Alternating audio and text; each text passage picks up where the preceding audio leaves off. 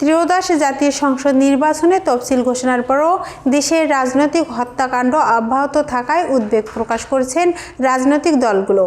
বিশেষ করে রাজনীতিতে ইনকিলাব মঞ্চের মুখপাত্র ওসমান হাদি ও স্বেচ্ছাসেবক দলের নেতা মোছাব্বিরের হত্যাকাণ্ডে রাজনৈতিক অঙ্গনে উৎকণ্ঠা তৈরি হয়েছে। পাশাপাশি জুলাই অভ্যুত্থানের সময় থানা থেকে লুট হওয়া অস্ত্র এখনও উদ্ধার না হওয়ায় আইনশৃঙ্খলা পরিস্থিতি নিয়ে প্রশ্ন উঠেছে।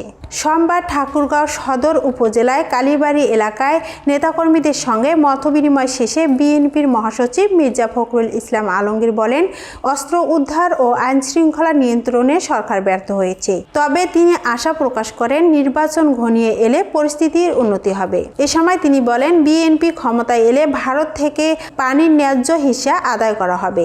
একই দিনে জাতীয় প্রেস ক্লাবে বিএনপির দোয়া মাহফিল ও শোকসভায় দলটির স্থায়ী কমিটির সদস্য সেলিমা রহমান বলেন, তারেক রহমান দলকে সামনের দিকে এগিয়ে নেবেন।